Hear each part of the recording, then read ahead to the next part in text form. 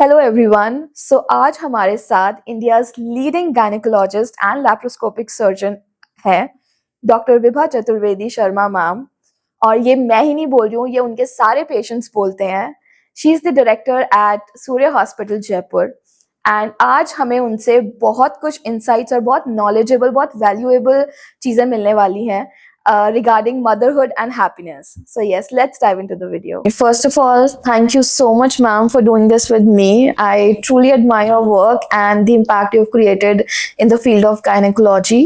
And मैंने बहुत सुना है आपके बारे में। आप जयपुर में बहुत बहुत इतने मेरे नोन भी काफ़ी रहे हैं जो बहुत ज़्यादा आपके लिए बहुत बोलते हैं कि मैम, एक तो मैम बहुत हंसमुख है और बहुत अच्छा लगता है मैम के साथ कि मैम बहुत ही हमें ईज में रखते हैं ड्यूरिंग आवर प्रेगनेंसी टाइम। तो मुझे बहुत अच्छा लगेगा कि हमारी जो ऑडियंस है उनको कुछ टेक अवे मिले हमारी इस कॉन्वर्सेशन से। Thank you for having me here. Pleasure is all mine. So let's start with that conversation. तो मैम फर्स्ट क्वेश्चन मेरा आपसे ये होगा कि being an experience personality in the field of gynaecology, मैं आपसे पूछना चाहूँगी कि पोस्टपार्टम जो प्रॉब्लम्स आती हैं वो क्या प्रॉब्लम्स हो सकती हैं और हम उन प्रॉब्लम्स को कैसे, अगर कोई प्रॉब्लम है जिसको हम फिजियोथेरेपी से हम उसको ठीक कर पाए मॉम्स के लिए। ओके, अगर फिजियोथेरेपी के हिसाब से अगर मैं बताऊं तो एज वी ऑल नो कि ड्यूरिंग प्रेगनेंसी हॉर्मोन्स बहुत हेवायर होते हैं। हाँ जी। और उसमें एक हार्मोन होता है रिलैक्सिन। ये हार्मोन सबसे ज्यादा परेशान करता है। डिलीवरी हो गई, बेबी आउट हो गया, अभी रिलैक्सिन हार्मोन ने आपके सारे जॉइंट्स और लिगामेंट्स को लूज कर रखा है। बिल्कुल। सो जैसे ये लूज हो गए आपके, तो आपकी जो स्ट्रेंथ होती है, कोर स्ट्रेंथ गायब हो गई। बिल्कुल। सो आपको उठने में, बैठने में और लंबे टाइम तक बैठ के आपको फीड भी कराना होता है। बिल्कुल। तो जब कोर स्ट्रेंथ नहीं है, मसल टोन नहीं है, तो muscle against the strength work करती हैं, तो वो स्पेस में चली जाती है। सो बॉडीली पेन बहुत होते हैं पोस्टमार्टम। इसलिए इंडियन कल्चर में एक कॉन्सेप्ट है मसाज का। हाँ जी। तो जो ट्रेडिशनल दाई आती हैं जो मसाज करती हैं, उनको ये पॉइंट्स और मसल के ओरिजिन, इंसर्शन, इनके बारे में नहीं पता होता है। वो तो जो उन्होंने पहले सीखा हुआ है वो इसी को फॉलो करते जाते हैं। So nowadays really we are looking for some professionals who can release these pains by doing some kind of pressure points को बता करके, या सम काइंड ऑफ एक्सरसाइजेस जो फोकस्ड होती हैं। हाँ जी। So that helps a lot to new mom. So that एक फीडिंग वाला जो फैक्टर है ना, if you are tired and lack of sleep है, दोनों चीजें होती हैं। बिल्कुल बिल्कुल। तो आप है ना फीडिंग के लिए डिसइंटरेस्टेड हो जाते हो कि आई एम वेरी टायर्ड, मैं तो थक जाती हूँ ऐसे करके ना।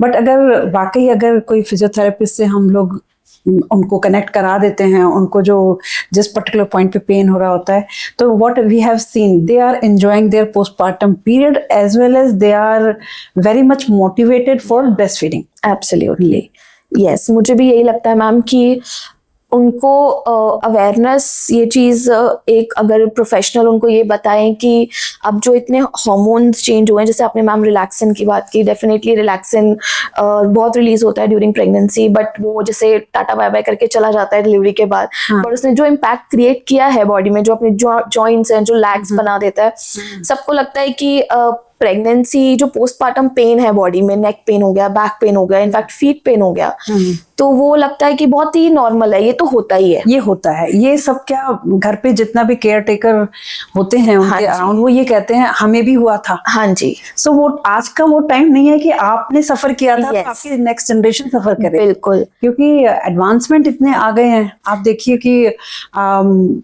फोटोशूट होने लगे, मैटरनिटी फोटोशूट होते हैं, एग्जैक्टली फोटोशूट होते हैं। Why not to enjoy this period? Postpartum period भी एंजॉय करना चाहिए डेफिनेटली। मुझे लगता है कि हम जब इसको, लोग बोलते हैं कि ये तो होता ही है, दर्द तो होता ही है, या फिर घर वाले भी बोल देते हैं दर्द तो होता ही है, थोड़ा इतना तो बॉडी में अभी चेंज हुआ है, तुमने बच्चा पैदा किया है तो दर्द तो होगा। बट मुझे ऐसा लगता है, जो मैं सबको यही बोलती हूँ कि दर्द होता है, कॉमन है, बट इसको नॉर्मल की तरह ट्रीट मत करो। नॉर्मल की तरह ट्रीट नहीं करो, बिल्कुल। If you want to enjoy your postpartum, जो मेरा जो बेसिक मकसद है कि मैं ये जापा है ना टॉर्चर फ्री करना चाहती हूँ सबका। बिकॉज अपने ट्रेडिशन में इतनी सारी चीजें हैं ना कि मदर्स ओवरवेल्म्ड हो जाती हैं, और पोस्टपार्टम डिप्रेशन का बिगेस्ट कॉज है। बिल्कुल बिल्कुल मैम। आपका जो ये मोटिवेट करने का तरीका, आई थिंक मॉम्स को इट्स द बेस्ट वे, जो उनकी प्रेगनेंसी को भी ईज बनाता है। Okay, so ma'am next question में मैं आपसे ये पूछना चाहूंगी कि एक फिजियोथेरेपी और एक्सरसाइज, अभी तो हमने पोस्टमार्टम की बात कर ली, बट फिजियोथेरेपी और एक्सरसाइज एंटीनेटल टाइम में कितना इफेक्टिव है एक मॉम के लिए और एक मॉम टू बी के लिए? तो अगर आप ये चीज बता सकें और उनको ये चीज की अवेयरनेस हो सके कि कितना जरूरी है। बहुत जरूरी है। सी, प्री कंसेप्शन काउंसलिंग का कोई कॉन्सेप्ट नहीं है इंडिया में। सो प्री कंसेप्शन काउंसलिंग पे अगर आप आते हैं और आपका BMI बहुत ज्यादा हाई है, तो हम पेशेंट को बोलते हैं वेट लूज करो। वेट लूज सिर्फ खाने को कंट्रोल करके नहीं होता है। You have to go to gym और किसी तरह की फिजिकल एक्टिविटी आपको करनी है, at that increases your core body strength. बिल्कुल। Then you should start your journey. But आपकी जर्नी शुरू हो चुकी है, आपकी कोर स्ट्रेंथनिंग नहीं है, तो 50% टाइम जो लोग स्पेशली ओबीज होते हैं, जिनकी मसल टोन अच्छी से नहीं होती, उनके इनवेरिएबली कहीं ना कहीं बॉडी में पेन होता है। पेन आता है, बिल्कुल आता कि मेरे तो करवट लेने में भी पेन आ रहा है, मुझे उठने में भी पेन होता है, और मुझे अपर बैक में भी पेन हो रहा है, नेक पेन हो रहा है, राइट, हैंड्स में भी पेन शुरू होते हैं, राइट। तो ये जो चीजें होती हैं, आप अपने प्रेगनेंसी को एक बर्डन की तरह लेने लग जाते हो। एंड समटाइम्स कहते हैं मैम पेन हमारा इतना है, अब जल्दी कर दीजिए, अब मेरे से तो सांस भी नहीं ली जा रही है, शॉर्टनेस ऑफ ब्रेथ भी इनको ज्यादा होती है।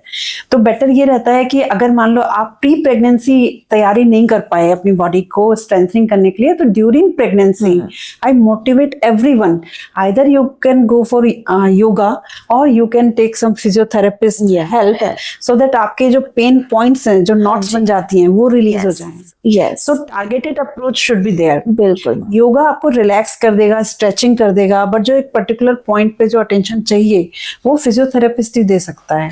यस मैम, मुझे लगता है कि जो मुझे फीडबैक मिला है मेरे पेशेंट से, वो मुझे यही मिला है कि जो उनको ईज और एट पीस आराम से फील होता है जब वो मेरे साथ एक्सरसाइज करके घर जाते हैं, क्योंकि I focus on more of breath work, जो बहुत इम्पोर्टेंट है, जो बहुत अंडररेटेड है। लगता है सांस लेने से क्या होगा, लेकिन I think breath work is an amazing technique, correct way, जो आपको बहुत एक तो एंडोर्फिन्स भी रिलीज होते हैं अगर आप प्रॉपर तरीके से ब्रेथ वर्क करते हैं। आपका कोर भी एंगेज रहता है, एंड डेफिनेटली मोबिलिटी एक्सरसाइजेस जो कि ट्राइमेस्टर वाइज बहुत जरूरी है। वो हाँ जी, ब्रेथ एक्सरसाइज से मुझे एक पॉइंट और ध्यान आ रहा है यहाँ पे, क्योंकि during pregnancy usually thoracic breathing होती है, क्योंकि अंदर टमी में आपके बेबी है, तो आपको एक्सपेंशन की जगह नहीं मिलती, but that is pushing up your diaphragm. So breathing exercise भी अगर आप ड्यूरिंग एंटीनेटल करते हैं, तो at the time of normal vaginal birth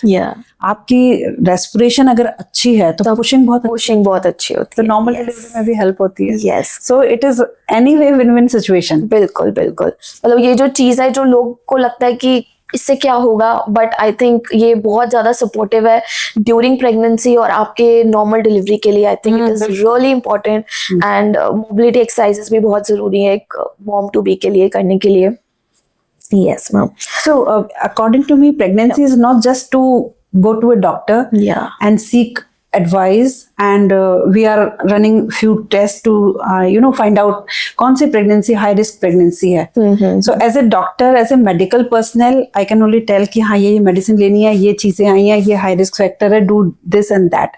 But आजकल ये जो ancillary चीजें जो शुरू हुई हैं, इससे मैंने देखा अपने प्रैक्टिस में कि प्रेग्नेंट लेडी अपने प्रेगनेंसी को एंजॉय भी कर रही हैं। सो उसका एक बिगेस्ट पार्ट तो यही है, physical activity should be top priority होना चाहिए, एंड आपका ऑब्वियसली डाइट, तो dietitian and physiotherapist and yoga teacher, इन तीनों के लिए मैं कई बार बहुत प्रमोट करती हूँ कि you should go and seek advice from these people. These people are expert, उनको पता है कि अब आपको किस पॉइंट को आपको टच करना है। Yes, it's not just about एक डॉक्टर नहीं, बट आई थिंक एक जो कोलैबोरेटिव अप्रोच है वो आपकी प्रेगनेंसी को आई थिंक ईज ही बनाता है, एंजॉयबल हो जाती है। हाँ जी। यस। एक मैम डायस्टेसिस रेक्टाई जो आप बता रहे हैं, तो वो क्या एक कंडीशन है? आप अगर हमारे ऑडियंस को ही बताना चाहें कि वो क्या कंडीशन होती है और उसमें क्या होता है, और वो कैसे हम उसको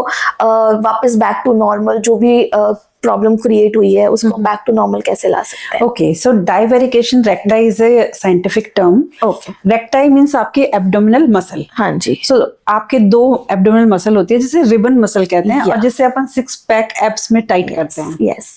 वो जो दोनों मसल्स होती है ना आपस में चिपकी हुई होती है। बट क्या होता है ड्यूरिंग प्रेगनेंसी या आपके कुछ वीक लिगामेंट्स वीक हैं या आपके कोई लिगामेंट्स वीक हो चुके हैं, वो during pregnancy because of the uterus pressure वो सेपरेट होने लग जाते हैं जी। सो ये बहुत अनकॉमन नहीं है। ड्यूरिंग सिजेरियन सेक्शन हमको कई बार दिखता है अरे इनके तो ऑलरेडी सेपरेटेड हैं। जब हम एब्डोमेन में घुस रहे होते हैं तो हमें ये सारी लेयर्स हटानी पड़ती है। बिल्कुल। जो मस्कुलर लेयर है उसको भी हमें सेपरेट करना पड़ता है। But so many times I have seen वो दोनों ऑलरेडी सेपरेटेड हैं, अपार्ट हैं। So this is the condition called divarication of recti. दो रेक्टाई दूर चले गए। नाउ अब अपने को लगता है कि ये वाली जो मसल्स हैं, अच्छा ड्यूरिंग एंटीनेटल पीरियड जब आप इनको फॉलो करेंगे तो देखते हैं कि इनका जो टमी है ना एब्नॉर्मली बाहर होता है। जैसे मान लो 20 वीक्स या 24 वीक्स की प्रेगनेंसी है, वो 28 की लगती है। बट जब लिटा के हम एग्जामिन करते हैं तो 24 की ही होती है। 28 की प्रेगनेंसी जब खड़े होके वो मूव कर रही है तो 32 की लगती है। बिकॉज उसका uterus is almost coming out दोनों के बीच के गैप से। ठीक है। सो अब ड्यूरिंग प्रेगनेंसी तो we can't do anything about it, right, क्योंकि ये पूरी कोर एक्सरसाइज में आ जाएगा। बिल्कुल। So after delivery we advise them to seek expert advice, क्योंकि क्या होता है यूट्यूब पे देखा अरे ये मसल टाइट करनी है, क्योंकि हम पेशेंट को बताते हैं कि ये सिचुएशन थी तुम्हारी। या जब भी एग्जामिन करते हैं तो हमें पता चल जाता है कि हमारी फिंगर अंदर जा रही है। बिल्कुल। या वो खड़े होते हैं तो कई बार अंदर के ऑर्गन बाहर दिखती है। सो हम पेशेंट को गाइड करते हैं कि you should see an expert advice for this, क्योंकि ये वो वाली कंडीशन नहीं है कि आपने यूट्यूब पे देखा क्रंचेस किया कि है ना एब्डोमिनल क्रंचेस करेंगे तो हो सकता है हमारी ये पेट अंदर चला जाएगा और ये टाइट हो जाएगा। सो इसमें आप लोगों का रोल आता है। मुझे लगता है कि इसका जो ये डाइवेरिकेशन रेक्टाई आप जो बता रहे हैं, इस वजह से आई थिंक जो क्रिएट होता है वो होता है एक मॉम पाउच क्रिएट हो जाता है। क्योंकि वो एकदम ऐसे स्किन लटक जाती है और लगता है यार हमने तो इतनी एक्सरसाइजेस करी, क्रंचेस किया, जिम किया, क्या हुआ पेट को अंदर नहीं जा रहा, फिर वो कोसने लग जाते हैं। बट आई थिंक ये प्रॉपर असेसमेंट की इसमें बहुत ज्यादा जरूरत है। बिल्कुल, क्योंकि अपने आप से इसको नहीं करना चाहिए। You should seek an expert. मतलब क्या है, क्रंचेस करने से आपको इसमें कोई हेल्प नहीं मिलेगी। बिल्कुल। मैं आपने बहुत अच्छे से आई थिंक हमारी ऑडियंस को एक्सप्लेन किया है कि ये कंडीशन क्या होती है। और मैंने देखा है कि mostly if I am not wrong ma'am कि ये 80 to 90% ऑफ दी मॉम्स में ये हो जाती है कंडीशन। हाँ, इसको अपन रेंज वाइज कर सकते हैं। हाँ जी। जैसे किसी का बिल्कुल माइल्ड होगा, इसका बहुत सिवियर बिल्कुल तो हो सकता है हाँ इतना मिलता है। हाँ जी। पर स्पेशली उनके जिन्होंने कभी कोर पे अपने वर्क ही नहीं किया है। यस। तो अगर नहीं किया है वर्क तो आफ्टर प्रेगनेंसी जरूर आई थिंक वर्क करना चाहिए। यस। बहुत अच्छे से मैम इस चीज को आपने एक्सप्लेन किया है। नेक्स्ट क्वेश्चन मैं आपसे ये पूछना चाहूंगी कि जैसे यूट्यूब की एक्सरसाइजेस, गूगल में बहुत नॉलेज है तो वो बहुत क्लियरली दे रखा है। तो मैं ये आपसे पूछना चाहूंगी कि कितनी इफेक्टिव है, क्योंकि सबको ये लगता है कि एक्सरसाइज ही तो करवाएगा एक फिजियो और क्या करवाएगा। exactly. तो हम देख लेते हैं, हमें भी पता है कि पोस्टपार्टम एक्सरसाइजेस क्या है, वो डालेंगे and there will be like खूब इतनी सारी videos, an number of videos आ जाएंगे। ऐसा होता है। हाँ भी जैसे ही हमारे मुंह से निकलता है यू शुड जॉइन योगा और you should do some exercise, antenatal exercise. तो उनका यही रहता है मैम जा तो नहीं पाऊंगी because I am too busy and I can look these exercises on YouTube. But उसके लिए मैं उनको डेफिनेटली बोलती हूँ कि never do this. Why? Because क्या होता है किसी पर्टिकुलर मसल के लिए एक पर्टिकुलर एंगल होता है, आपने देखा बट आपको पता नहीं है आप वो सही तरीके से कर रहे हैं या नहीं। वो जो एंगल बनना चाहिए आपकी बॉडी का उस पर्टिकुलर मसल के लिए वो बन रहा है नहीं बन रहा है ये आप जज कर ही नहीं सकते। मतलब आप अगर आई थिंक यूट्यूब पे देख के कुछ एक्सरसाइज कर रहे हैं तो वो क्या उसको अगर हम चलो लोग जो मॉम्स क्या करते हैं कि कोर एक्सरसाइजेस डाला एंड देर आर खूब सारी कोर एक्सरसाइजेस आ गई, बट कोर में भी डिफरेंट मसल्स हैं, transverse abdominals and oblique. Yes, 3 muscles होती हैं सारी। Yes exactly. तो बस उसमें यही है, मैं बोलना चाहूंगी कि आप अपने लेवल पे मत जाइए बिकॉज क्या होता है आपको स्प्रेन भी हो सकता है। पता चले कि वो आप एक्सरसाइज कर रहे थे और दूसरी मसल का पेन शुरू हो गया। वो एग्जैक्टली उस मसल को टारगेट कर रही नहीं कर रही, that professional only can tell you. तो प्रोफेशनल बंदा अगर आपके सामने है, इफ यू आर डूइंग, तो आपके पोस्चर को करेक्ट कर सकता है कि भाई ये वाली एक्सरसाइज इस तरह से नहीं करें। That's why we require, otherwise even हमारे अगर आप गायनी में डाल के देखोगे तो आप प्रेगनेंसी में सारे सब कुछ आ जाता है, ये टेस्ट कराने बट हमें उनको फिल्टर करना पड़ता है कि कौन से पेशेंट पे कौन से हमें इन्वेस्टिगेशन एडवाइस करनी है, कौन से पेशेंट को हमें अटेंशन ज्यादा देना है, हम उसको ट्राइजिंग करते हैं। सेम हेयर कि आपको कौन से स्ट्रेंथनिंग एक्सरसाइज चाहिए या फिर आपको प्रेगनेंसी से रिलेटेड एक्सरसाइज है तो कौन सी है जो आपके बेबी को हार्म नहीं करेगी। ये बहुत सारे फैक्टर्स होते हैं। आई थिंक इसको मैं कभी नहीं एनकरेज करती कि आप अपने आप यूट्यूब पे देख के करें। बिल्कुल मैम। तो एक मैम हम बात करते हैं मेंटल वेलबींग के बारे में। यस, जो कि बहुत, आई थिंक मेंटल वेलनेस बहुत क्रूशियल रोल प्ले करता है एक मदरहुड की जर्नी में। तो मुझे ऐसा लगता है कि ये बहुत ही एक साइडलाइन चीज, बहुत निग्लेक्टेड चीज रहती है, क्योंकि पता नहीं होता किसी को कि यार हमें कुछ हमारी लाइफ में इतना बड़ा चेंज आया है तो हमें इसके बारे में कुछ समझना चाहिए, अवेयरनेस होनी चाहिए अपनी बॉडी को लेके। बॉडीली इमेज इश्यूज हो जाते हैं इनफैक्ट, रात को जागना और बहुत सारी ऐसी चीजें, प्रेशर हो जाता है, फाइनेंशियल प्रेशर भी हो जाता है। तो मेंटल आई थिंक प्रेशर बहुत ज्यादा रहता है। तो हम इस चीज को कैसे, मेंटल प्रेशर को कैसे, आप कैसे पेशेंट्स को बताते हैं मेंटल प्रेशर को वो डील कर सकते हैं? ओके, सो इसमें ना जॉइंट एफर्ट होता है। हाँ जी। मीन्स जैसे डॉक्टर तो है ही, हमारे सामने पेशेंट है, फिर पेशेंट के हस्बैंड और जो केयर टेकर हैं घर में, स्पेशली मदर इन लॉ हैं, मदर हैं, जो ओल्डर स्कूल ऑफ थॉट के हैं ना, वो लोग थोड़ा ज्यादा प्रेशराइज करते हैं टू फॉलो ओल्डर नॉर्म्स। तो वो एक बहुत बड़ा रीजन होता है कि पेशेंट हमें डिप्रेशन में चला जाए, क्योंकि उसी की सेम फ्रेंड जिसका थोड़ा मॉडर्न आउटलुक है, या मॉडर्न आउटलुक भी ना बोले तो कि समझ रहे हैं कि हम क्या उन्हें एडवाइस कर रहे हैं टू फॉलो, वो तो फॉलो करके और एंजॉय कर रही है अपने। और यहाँ पर ये है, कमरे में बंद है, एसी भी नहीं चल रहा है, पसीने में है, सर बांध रखा है, पानी मिल नहीं रहा उसको जितना पीना है। किसी किसी घरों में तो गेहूं भी नहीं देते हैं। बिल्कुल। और खट्टी चीजें नहीं देने का एक रिवाज है कि भाई, जबकि संतरा और जो नींबू होता है वो आपकी हीलिंग कितनी फास्ट करता है। सो ये कुछ कुछ जो अपने सोसाइटी में मिथ है ना, घी के लड्डू खिलाना और ये सब, आप घी के लड्डू सुबह सुबह खिला दोगे, उसकी भूख ही खत्म हो जाती है। तो वो न्यूट्रिशन वाली चीजें खा ही नहीं पाती, और हमेशा डेली आप उसको एक ही टेस्ट की चीज खिला रहे हो, उसी से उसका पेट भर रहे हो। तो ये चीजें बड़ी मैटर करती हैं। उसका हाइजीन, नहाने नहीं देते हैं। हाँ जी। सो ये सब चीजें आपको, आप जैसे ह्यूमन बीइंग हैं उससे अपार्ट ले गए, तो आपको लगने लगता है यार आपने कोई क्राइम कर दिया, ये क्या चल रहा है मेरे साथ, व्हाई दिस, क्योंकि टॉर्चर जैसा ही है ना। बिल्कुल। सो कंपैरिजन भी हो जाता है। प्लस आजकल देखिए रील्स पे भी every doctor is encouraging to enjoy your pregnancy period, हाँ, मदरहुड एंड ये। तो उनको लगता है यार शायद मैं ही ऐसे, मेरे को शायद ये सपोर्ट क्यों नहीं मिल रहा टाइप से, तो ये उनको मेंटली डिप्रेस करते हैं। एंड मेंटल डिप्रेशन धीरे धीरे पोस्टपार्टम ब्लूज में चले जाते हैं, और फिर पोस्टपार्टम डिप्रेशन में चले जाते हैं, और फिर सुसाइडल टेंडेंसी। तो ये स्टेप्स हैं।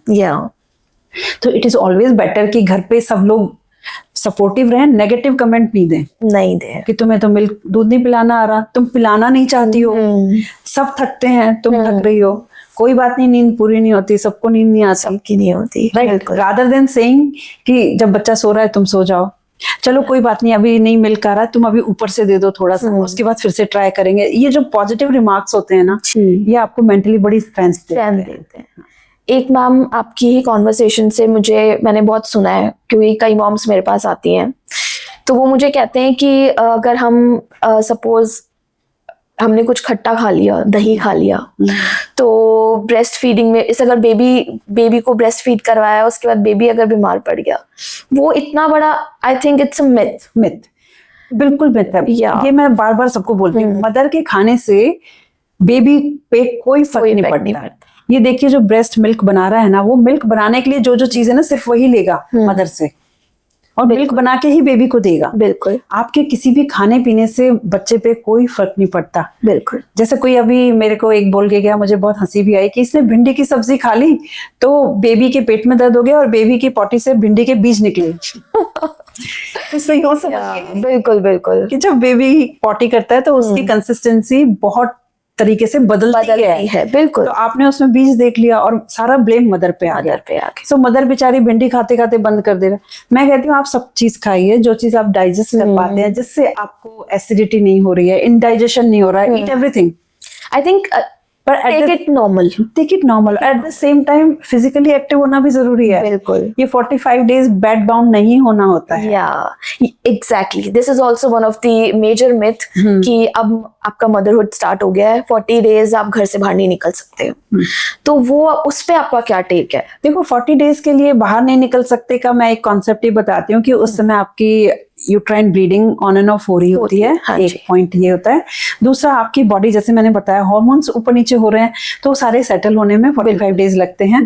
तीसरा, आपका जो यूट्रस होता है जो इतना बड़ा साइज हो गया था बेबी को लेते हुए, नेचुरल साइज नॉर्मल, इतना टाइम लगता है, राइट। तो ये हो गया। एंड लास्ट एंड फाइनल ये भी रहता है कि आपको जो अपने रिचुअल्स हैं पुराने, उसमें ये है कि किचन में नहीं जाना या जो भी है उसको फुलफिल करना भी पड़ता है। So scientifically it is good, but वैसे जो अपने देखना सोशल प्रेशर की तरह इसको अगर फॉलो करते हैं, जैसे कुछ मदर इन लॉज होती हैं या मदर होती हैं, उनको मैं समझाती हूँ, समझ जाते हैं, बट फिर वो क्या कहते हैं, मैडम हमारे घर में हमारी सास बैठी है अभी, वो कहेंगी इनको हवा में कैसे घुमा रहे हो, ये छत पे कैसे जा रही हैं, सिर क्यों नहीं बांधा हुआ। तो ये चीजें हमारे ऊपर भी प्रेशर डालती हैं। मैंने कहा देखो किसी को तो चेंज करना पड़ेगा, किसी को तो आगे बढ़ना पड़ेगा। आपने सफर किया तो इनको क्यों सफर करा रहे हो। तो things can be manage that way also, but हाँ सब में इतना करेज नहीं होता। कुछ लोग घी के लड्डू सिर्फ इसलिए खिलाते हैं कि पड़ोसन पूछ गई कि आपने कितने किलो घी मंगाया है अपनी बहू के लिए या अपनी बेटी के लिए, लड्डू बनाए या नहीं, ऐसे कैसे हो सकता है। बिल्कुल बिल्कुल बिल्कुल। तो ये कॉन्सेप्ट है, ठीक है, लाड जताने का पुराने टाइम पे घी ही एक ऑप्शन होता था। हाँ जी। प्लस क्या फिजिकली इतनी स्ट्रॉन्ग हाउस होल्ड वर्क ही होते थे। बिल्कुल। हाँ चक्की चलाना, कुएं से पानी खींचना, जमीन पे बैठना, तो उनका तो घी लगता ही नहीं था। बिल्कुल बिल्कुल। 1.5 महीने बाद उनको खेत पे लगा देते थे। चलो खेत पे जो भी काम और फिजिकल एक्टिविटी पहले के जमाने में बहुत। तो उनको तो मैं कहती हूँ आज भी तो 20 की 25 खिलाओ। हाँ बिल्कुल। पर जिस तरह की क्लाइंटेल हम लोग हैंडल करते हैं वो एजुकेटेड हैं, जॉब पे जाती हैं लड़कियां, घर पे भी हैं, तो एफ्लुएंट फैमिली होती हैं, उनके लिए स्पेसिफिकली है कि मत खिलाइए आप, इतना घी की जरूरत नहीं है। आई थिंक जब तक mother is fine with doing things, I think तब तक इट्स ओके। जैसे आप बता रहे हैं कि सोसाइटल प्रेशर नहीं होना चाहिए। प्रेशर नहीं होना चाहिए। प्रेशर, शी शुड एंजॉय, या she should enjoy your motherhood. ठीक है, अगर खाना है ठीक है, मतलब I think take it as normal जो हमने बात करी। Exactly. तो इसमें जैसे पोस्टपार्टम डिप्रेशन को हम कम करने के लिए थोड़ा अवेयरनेस, थोड़ी नॉलेज भी देते हैं। कोई मदर पेन लेके आती है तो उनको हम अच्छे से काउंसिल करते हैं, एंड उनको मोस्टली मैं कोशिश करती हूँ ग्रुप एक्सरसाइज में डालने की। ये बहुत अच्छा है। इसको बिहेवियरल थेरेपी का पार्ट भी कह सकते हैं।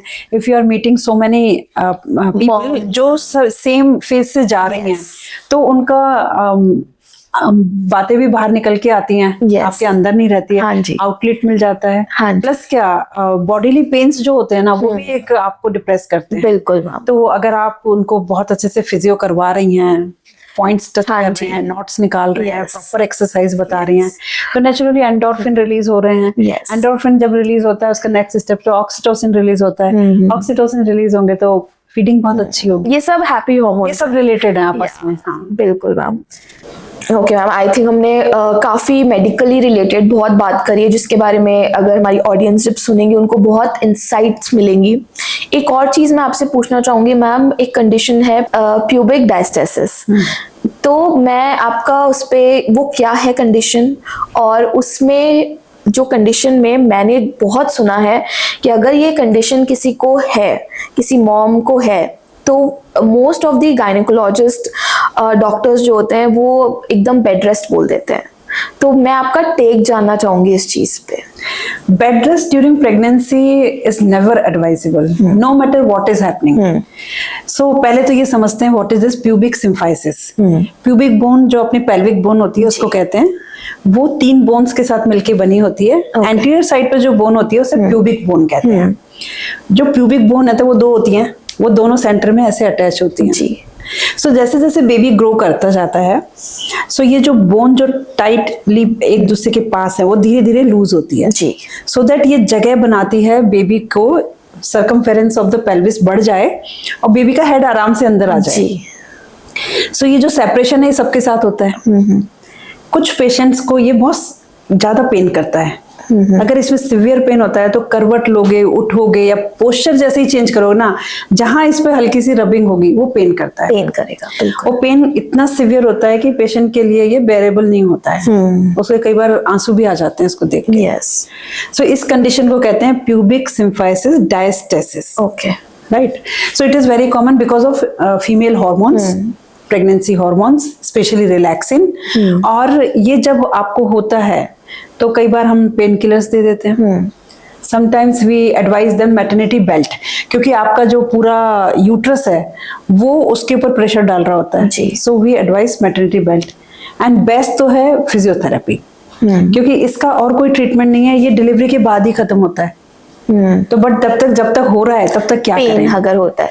बट जैसे मैम आप अपने पेशेंट्स को इस कंडीशन में फिजियोथेरेपी रेकमेंड करते हैं, but most of the doctors वो ये बोलते हैं कि इस कंडीशन में आप रेस्ट करो। नो, क्यों बेड रेस्ट, हाँ, वो बेबी नीचे आ जाएगा, बेबी का हेड नीचे आ जाएगा, तो वो आपका क्या टेक है इस चीज? वो ऐसा ही होता है, पेशेंट आके हमें कंप्लेंट भी यही कहती है कि मेरे नीचे इतना पेन हो रहा है तो मुझे लग रहा है मेरा बेबी नीचे जा रहा है, ऐसा लग रहा है निकल जाएगा। हाँ जी। सो ये पेन की फीलिंग को they are not differentiating, but हाँ घर पे सब लोग देख के बोलते हैं लगता है तुम्हारा बेबी नीचे से निकल जाएगा, बेड बाउंड हो जाओ, हिलना भी नहीं है, पाँव भी ऊपर कर लो, पटक के नीचे पिलो लगा लो। सो ये तो बहुत ही ज्यादा फिजिकली बहुत टायरिंग है मदर के लिए, बेड पे रहना ही टायरिंग है इटसेल्फ।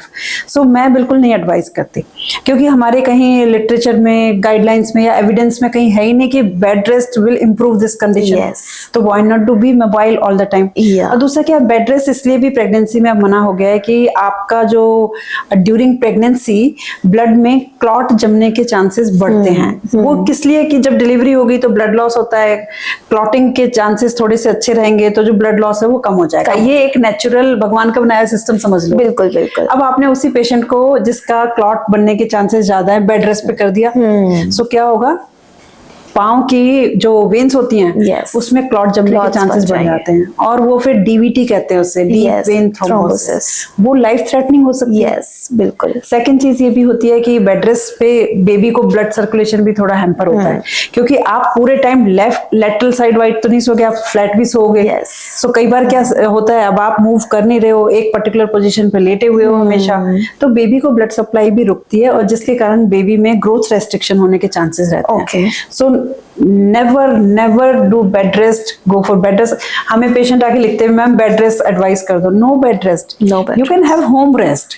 आप भले ही बहुत बाहर नहीं चाहिए, शॉपिंग मत जाइए या बहुत ट्रैवलिंग मत कीजिए, आप घर पे रह सकते हैं, पर घर पे तो जैसे नॉर्मल रहते हैं वैसे रहिए। Yes, I think most of the moms को, आई थिंक जिनको अवेयरनेस होती है वो तो आई थिंक 9th month तक they work, if they are working, if the lady is working, तो वो यही बोलते हैं कि हम मतलब काम करें, क्योंकि आजकल बॉलीवुड में भी बहुत ट्रेंड चल गया है कि 9th month तक, the day before pregnancy, before delivery तक हमें काम exactly. मैं पेशेंट को कहती हूँ आप ऑफिस से लेबर पेन के साथ आइए, काम नहीं रोकना है एंड तक। और जो लोग बहुत काम कर रहे होते हैं ना, फिजिकली मोबाइल होते हैं, खूब अच्छे से एक्टिव होते हैं, उनकी नॉर्मल डिलीवरी के चांसेस बहुत अच्छे होते हैं। और मैम जैसे अगर हम इसकी बात करें, हमने एक बहुत सुना है एक पेल्विक हेल्थ के बारे में। पेल्विक हेल्थ बहुत ही इग्नोर्ड टॉपिक है, जिसके बारे में अवेयरनेस नहीं होती। हाँ, मतलब ये सबको पता है कि अब मैं प्रेग्नेंट हूँ तो बेबी बम्प ग्रो होगा, मुझे नॉर्मल डिलीवरी करवानी, बट लाइक वो कैसे, उसका प्रोसेस क्या है, और उसमें क्या, जैसे पेल्विक जो मसल्स हैं उनका क्या रोल है, और पेल्विक हेल्थ को हैम्पर क्या होता है आफ्टर डिलीवरी, तो वो मैं आपसे पूछना चाहूंगी। ओके, ये लीस्ट टॉक टॉपिक है। Yes, nobody likes to talk about it, क्योंकि उनका ये कॉन्सेप्ट ही नहीं है कि पेल्विक मसल भी कुछ होती है, पेल्विक फ्लोर भी कुछ होती है, पेल्विक बोन भी कुछ होती है। आप देखिए कभी भी जिमिंग करते हुए लोगों को देखना, वो बोलेंगे बाइसेप्स बना लो, ट्राइसेप्स बना लो, nobody talks about pelvic floor. Pelvic floor जो है उसी के ऊपर आपका यूट्रस होता है। बिल्कुल राइट, तो जैसे जैसे ग्रो करता है तो सारा प्रेशर पेल्विक फ्लोर लेती है या एब्डोमिनल वॉल लेती है। हाँ जी। सो एब्डोमिनल वॉल अगर वीक है तो सारा प्रेशर पूरा पेल्विक बोन पे ही जाता है, पेल्विक मसल पे ही जाता है। So pelvic health is very good concept, पर इस पेल्विक मसल्स के लिए कोई स्पेसिफिक एक्सरसाइज नहीं है except Kegels. So Kegels exercise basically क्या है, you are squeezing all these muscles, right. कोई वेट लिफ्टिंग हो नहीं सकती उससे, कुछ भी नहीं हो सकता, ये वॉलंटरली आप ही को करना है। यस बिल्कुल। सो जितना जब भी डिलीवरी हो जाती है हम लोग इस पॉइंट पे स्ट्रेस देते हैं कि जब आप फीड करा रहे हो you have this plenty of time and opportunity to do this exercise, because इस एक्सरसाइज को करने के लिए आपको घर से बाहर नहीं जाना, किसी से टाइम नहीं निकालना अलग से, बेबी से आप सेपरेट नहीं हो रहे हो, तो while you are breast feeding at that time you should do Kegel exercise. बिल्कुल। तो हम लोग तो जितना पेशेंट को बता के भेजते हैं वो ये रहता है कि यूरिन और मोशन का जो रास्ता होता है उसको स्क्वीज करके अंदर की तरफ खींचें और ब्रेथ होल्ड कर लें। बिल्कुल। सो this is Kegel for us. हम उनको बोलते हैं 100 टाइम्स पर डे करो, 3 मंथ्स तक करते रहें। बट जब नेक्स्ट विजिट पे हम जब वो आती है और पूछते हैं कीगल कर रहे हो क्या, मैम मैं तो भूल गई, मुझे टाइम नहीं मिल रहा। पर इसके लिए आपको टाइम निकालने की जरूरत ही नहीं है। विद योर बेबी फीड कर रहे हो, अलग से टाइम निकल नहीं रहा। और सबसे अच्छी चीज है जो लोग कीगल एक्सरसाइज करते हैं डिलीवरी के बाद, उनकी सेक्सुअल हेल्थ बहुत अच्छी होती है। बिल्कुल। सो कई बार हम ये भी बोलते हैं कि भाई आपकी सेक्सुअल हेल्थ के लिए आपको ये करना चाहिए, तो समटाइम्स हस्बैंड ही प्रोएक्टिव हो जाते हैं। तुमने किया क्या, तुम कर रही हो क्या? सो this is how I encourage them. But how do you advice patients कि कीगल कैसे करना चाहिए? हम जैसे मैम जैसे आपने बताया कि उनको होल्ड करवाते हैं, अब मोस्टली हम वी ऑल्सो पैल्पेट कि वो होल्ड कितना कर रहे हैं। जैसे हम उनको बोलते हैं कि पेशेंट्स को मैं बोलती हूँ कि hold as if you holding your urine, कि आप अपना यूरिन आप रोक के रख रहे हैं, और उसके साथ मैं ब्रीदिंग इनकॉर्पोरेट करवाती हूँ। तो वो टुगेदर एक बहुत अच्छे से काम करता है। बट जैसे मैम आपने कीगल्स की बात की कि पोस्ट पार्टनर कीगल बहुत जरूरी है, लेकिन अब ड्यूरिंग प्रेगनेंसी जो 9 मंथ्स का टाइम है उसमें कीगल्स की कितनी जरूरत होती है? उसमें भी बहुत जरूरत है, क्योंकि आपकी किसी भी चीज की प्रिपरेशन शुरू से होनी चाहिए। हाँ जी, राइट। बट क्या होता है, इधर पेन हो रहा है, उधर पेन हो रहा है, वो पूरी बॉडी के पेन में घूम रहे होते हैं। सो पेल्विक मसल का पेन एज सच आपको नहीं होगा, वो तो डिलीवरी के बाद ही पता चलता है आपको, जब सब कुछ लूज हो जाता है। एंड देन स्ट्रेस इनकॉन्टिनेंस भी शुरू हो जाता है। कई बार स्ट्रेस इनकॉन्टिनेंस, खांसने छींकने पे भी यूरिन निकलने लग जाता है। So we advise them to do it antenatally, but जिसने एंटीनेटली नहीं किया है उसको तो पोस्टमार्टम हम लोग एनकरेज करते ही हैं। सो मैम जैसे हमारी ऑडियंस आई थिंक 40+ 50+ भी होंगी जो एक मेनोपॉज वाले कंडीशन में भी होंगी। तो मुझे आपसे पूछना है कि अगर हम कीगल्स की बात कर रहे हैं तो ये इस ड्यूरेशन पेरी मेनोपॉजल टाइम में ये कितनी हेल्पफुल होती है? ये बहुत हेल्पफुल होती है, क्योंकि पेरीमेनोपॉजल फेज में स्ट्रेस इनकॉन्टिनेंस नाम की फिनोमिना होती है। कि जैसे आपने खांस दिया, छींक दिया या उठे, पोजीशन चेंज की तो यूरिन लीक हो गया। यूरिन लीक होने का अगेन वही कारण है कि आपकी पेल्विक फ्लोर जो है ना, आपने चाइल्ड बर्थ कर लिया, सब कुछ कर लिया, कीगल पे ध्यान नहीं दिया, अपनी हेल्थ पे भी ध्यान नहीं दिया, किसी भी तरह से देखें तो नहीं देती हैं जो कि females. And then at this age जब आप पहुंच गए हो, जब आपको इसकी स्ट्रेंथ की जरूरत थी, तो वो आपकी यूरेथ्रा को सपोर्ट नहीं कर पा रही है। उसका एक स्पेसिफिक एंगल होता है, वो एंगल डिस्टॉर्ट हो जाता है। तो जैसे ही आप खांसते हो यूरेथ्रा अपनी स्ट्रेट हो जाती है एंड देन लीक हो जाता है। बिल्कुल। सो अगेन इसमें काफी हद तक मेडिकल मैनेजमेंट कम वर्क करता है। अगर आप अपनी कीगल एक्सरसाइज करके अपनी पेल्विक फ्लोर को स्ट्रेंथन करते हैं तो ये बहुत वंडरफुली काम करता है किसी फीमेल्स को।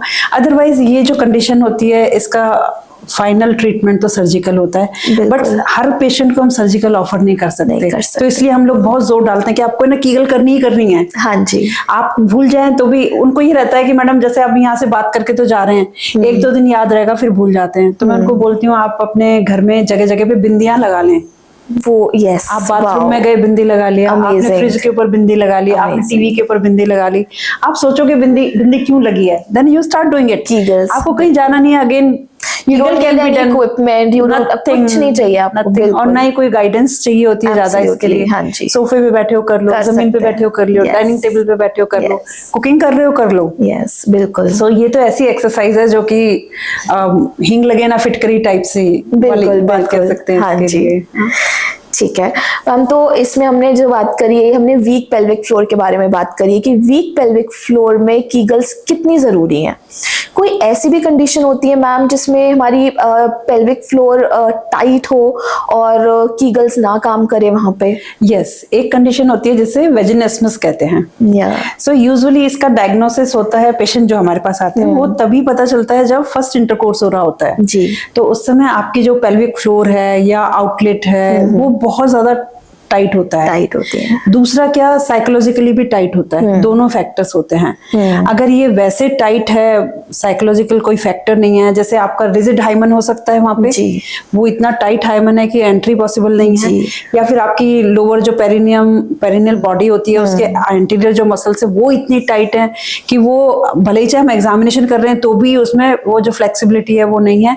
तो ऐसी कंडीशन में तो हम सर्जिकल मैनेजमेंट पे ही जाएंगे, सर्जरी से उस मसल को रिलीज करते हैं उसे। बट अगर ये साइकोलॉजिकल टाइटनेस है जी, जिसे वेजिनेस्मस कहते हैं, जो डर कहते हैं हम, जो डर कहते हैं, that can be overcome by physiotherapy ji.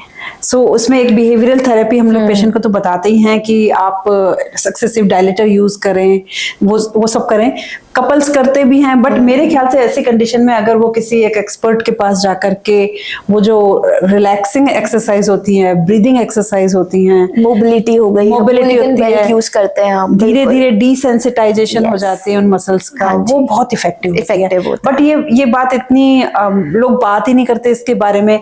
Couples usually हमारे पास तब आते हैं जब घर वाले धक्का मारते हैं, आपके बच्चा क्यों नहीं हो रहा है, कर लो, तो पता चलता है कि उस फीमेल के साथ ये प्रॉब्लम हो रही है।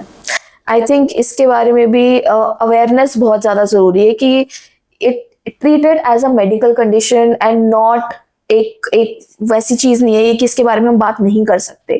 ये एक प्योर मेडिकल कंडीशन है जिसमें आप डॉक्टर्स बहुत हेल्पफुल होते हैं, प्रोफेशनल्स आपकी बहुत हेल्प कर सकते हैं एंड इस चीज के बारे में आप खुल के आराम से बात कर सकते हो। बिल्कुल कर सकते हैं, आजकल तो वो जमाना रहा भी नहीं। Yes, you can always reach out to your doctor, gynaecologist, any nearby, you can go, at least find out तो हो जाए ना कि प्रॉब्लम क्या है। कई बार है ना वेजाइना में सेप्टम भी होता है, मतलब एक पर्दा होता है।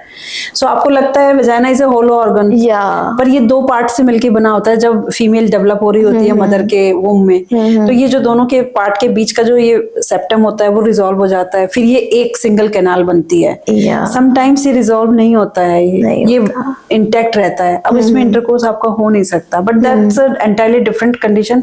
बट इसका डायग्नोसिस टाइमली होना बहुत जरूरी है। सो तीनों ही कंडीशन के आपके पास मैनेजमेंट है। एंड आई थिंक मैम ने आज बहुत सारे मिथ्स बर्स्ट करे हैं और बहुत हमें नॉलेज मिली। आई थिंक आप लोग को भी बहुत टेक अवे मिला होगा। बस वन लास्ट क्वेश्चन जो मैं मैम से पूछना चाहूंगी इज कि अगर मैम गायनेकोलॉजी एंड फिजियोथेरेपी, अगर ये if both of these goes hand in hand, तो एक maternal health पे, एक motherhood journey पे इसका क्या इफेक्ट हो सकता है? बहुत अच्छा इफेक्ट होता है। देखो, जितना आप अपनी प्रेगनेंसी को एंजॉय करेंगे, आपकी बेबी में वो पॉजिटिव वाइब्स भी जाती हैं। yes. सो ये तो बहुत ही इंटीग्रेटेड पार्ट होना चाहिए एवरी एंटीनेटल केयर का, कि आपको अगर कोई बॉडीली पेन है या आपको कहीं पे किसी तरह का डिस्कम्फर्ट फील हो रहा है, उसे सफर नहीं कीजिए। तो it is always better to go physiotherapist, targeted exercises सीखिए उनसे। वो एक्सपर्ट होते हैं कैसे आपकी नॉट्स को हटाना है, कैसे आपको ईज आउट करना है आपकी बॉडी को। Yoga is a different thing. Yoga तो किसी से भी जाके करा सकते हो, आप कर भी सकते हो घर पे बैठ के, बट एक फिजियोथेरेपिस्ट की हेल्प से आप अपने बॉडी के क्रॉनिक पेन्स जो होते हैं ना, वो रिलीव अगर आपके हो गए तो सोचिए कितनी ब्यूटीफुल जर्नी हो सकती है आपकी 9 months। Absolutely. And coming from you as a professional जो इस फील्ड में इतना एक्सपर्टीज है, जिनकी मैंने मैम के बारे में इतना सुना है कि मैम प्रेगनेंसी बहुत ईज कर देती है सबकी, तो I think coming from you कि एक इंटीग्रेटेड अप्रोच, एक कोलैबोरेटिव अप्रोच कितनी ज़्यादा ज़रूरी है सारे प्रोफेशनल्स की मिलके। तो I think thank you so much ma'am for sharing your expertise, your knowledge, your insights. I think this conversation will be really helpful